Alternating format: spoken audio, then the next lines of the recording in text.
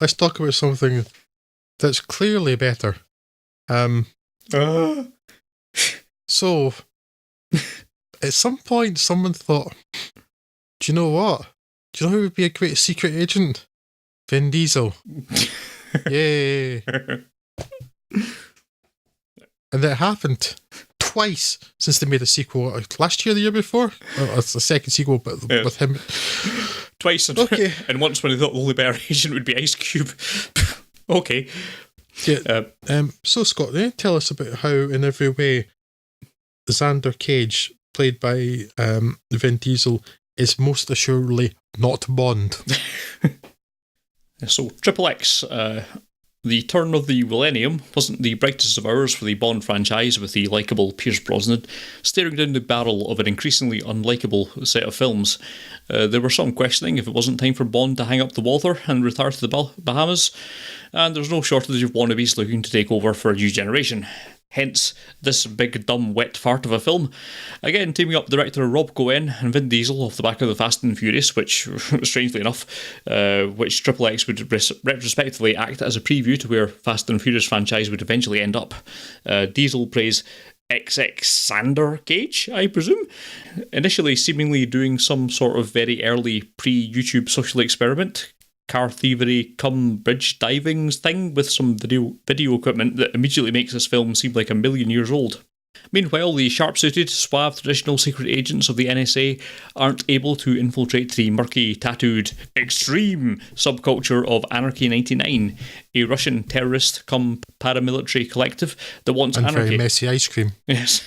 I'm presuming that they were aiming to have achieved anarchy in 1999, but this film came out in 2002, so still, I applaud their commitment to brand recognition. 2000 AD did the same thing. Seems to be working for them. Anyway, NSA bigwig Augustus Gibbons, Samuel L. Jackson, strong arms Cage into working for him to infiltrate and bring down these ne'er-do-wells. Incidentally, I will always remember the character of Augustus Gibbons, mainly because of his ridiculous name, and Jackson's simple and bold introductory line of "I am Augustus Gibbons" to, I think it was Cage's character, just represents the exact point that my patience for this film's nonsense just was exhausted on first viewing. It's like, no, you're not Augustus Gibbons. You're Sam Jackson, and you deserve much, much better than this film.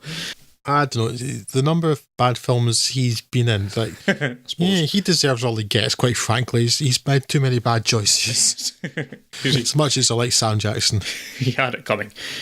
So, anyway, off Cage goes, worming his way into Yorgi Marton Chokash's gang, under the cover of representing wealthy Americans looking for cars stolen to order, meeting Asia Argento's Yelena, seemingly Yorgi's girlfriend, before revealing herself to be an undercover Russian operative. So never saw that one coming. Yes. No. The two team up to stop Yorgi and Co.'s plan to start World War III, that old chestnut, by firing off stolen secret biochemical weapons. Yes, so I had little affection for this film back in the day because it was then, as it is now, so brazen in what it's built from. It is the exact same barrel scrapings of a Bond script that Bond films of the time themselves were using, but this one has tattoos. Every other beat is exactly the same, so any marketing puff of this being Bond for the next generation was most obviously superficial gloss that no one particularly bought then, and even less so now. Now, the next film we'll talk of came out the same year as xXx, but feels achingly contemporary. xXx feels Paleolithic. Curiously, it's so blatantly of its era that I can't bring myself to have anything like the contempt for it that I had back in the day now. It so typifies the stagnation of Hollywood action films of the era, before they were forced into stealing a few archetypes from other genres and cultures, that it's like a little time capsule of how bad things used to be. It's sort of nostalgic in a way. It's such a good example of a bad example that it deserves some sort of recognition, as a cautionary tale if nothing else. But no, the action scenes are at their very best passable. The plot and characters and motivations are mainly absent. The CG has aged like the inverse of a fine wine. And while by most accounts Vin Diesel is a nice guy, the only character he's ever played with any sort of fire is Riddick, and here he seems as bored with his performance as I am. Asia Argento remains Asia Argento. This really is a Bond knockoff in all of the worst ways. It's entirely charmless and in no way deserving of 2 sequels. It is not, I suppose, the world's worst film, but nonetheless, I am glad that after finishing the sentence, I will never have to think of this film again. Yeah, XXX, it's... I mean... It's a film that was there. Yeah, it's in many ways perfectly competent. It has competently done action sequences. It has some nice settings, but it's so stale, so generic and derivative, and it's just so boring. Yeah, it would be difficult to call this film bad. It's competent in a lot of ways. You know, it's well enough put together. There's nothing egregiously stupid about it for the most part. It's just so generic. Yeah. Quite astonishingly generic. And I mean, the few bits that might have kind of lifted it away, but there's a sequence towards the end, well, basically is the end, where there's been a hastily put together super spy car, which for some reason, I wonder if this is maybe a Fast and the Furious reference, but for all of the high-end cars that he wants, the one that Xander Cage wants for himself is some 1970s American muscle car that's hideous and ugly and terrible, but apparently we're supposed to think, oh, this is really cool, but not me. I don't think that. You're wrong.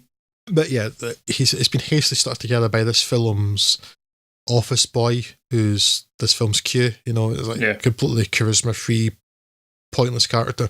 And then they're talking about, they can't work out what any of the Bond-like secret weapons or missiles and ejector seats and stuff do, because the guy's handwriting is so bad. Yes.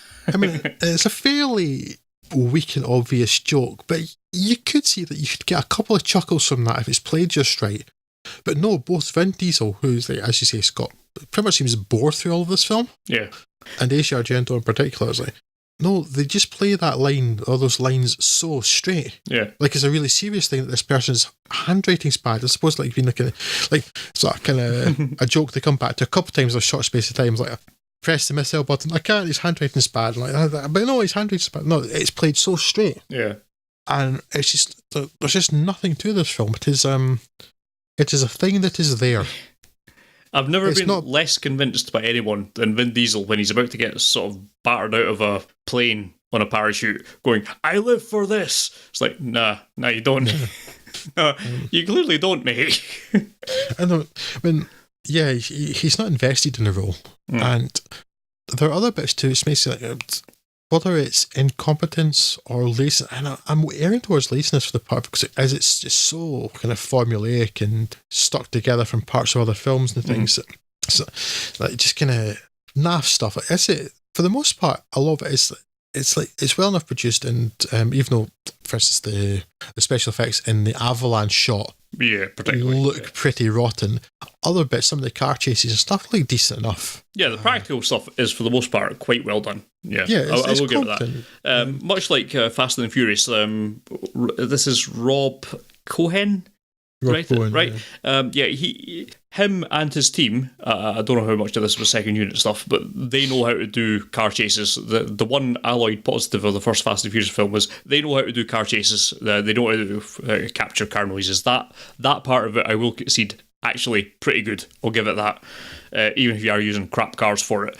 But then the other parts though, it's just, I don't know if it's a lack of care.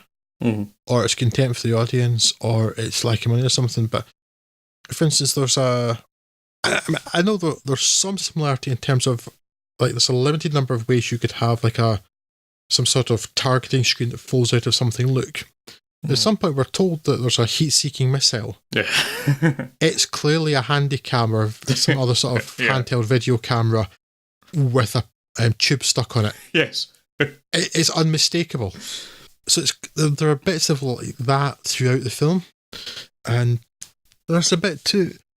They're in Prague. It's set mostly in the Czech Republic.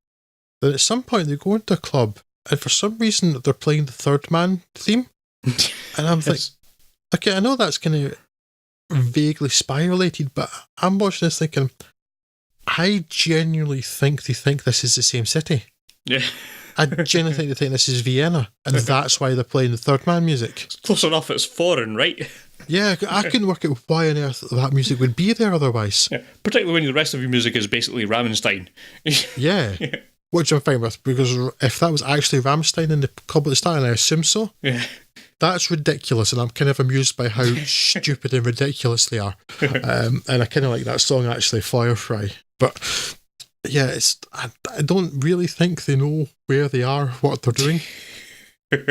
Austria, Czech Republic, same thing. Close enough. Not America, not America. Don't care.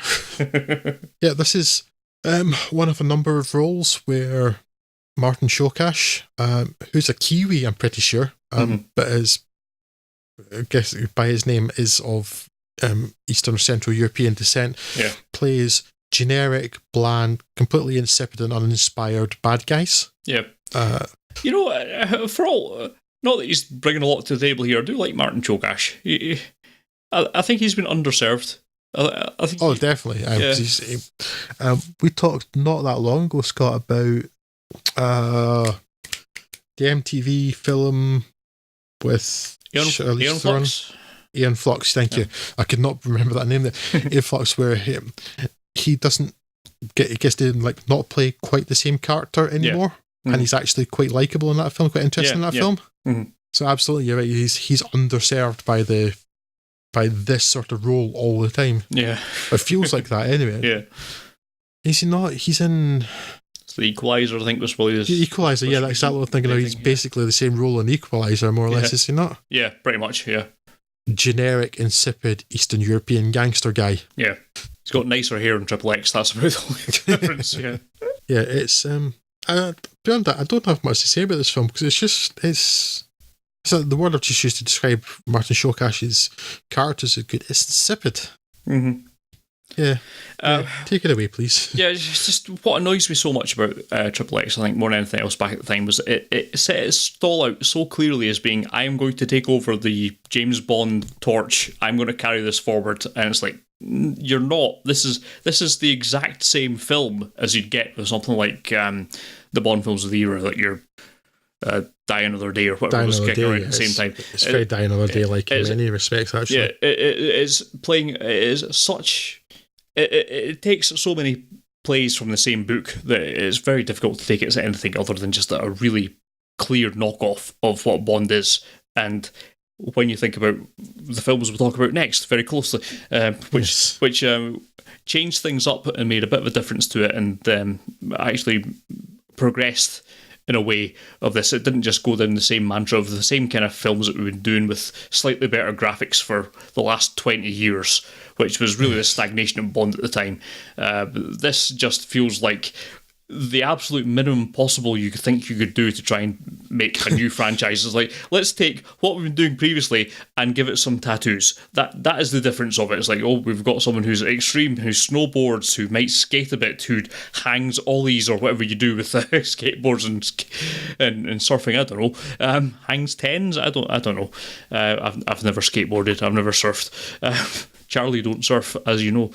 Yeah, it just seemed like a really lazy way of trying to appeal to a new generation that may, at the time, have seemed to be tuning off of the Bond franchise stuff, because I think the Bond films were...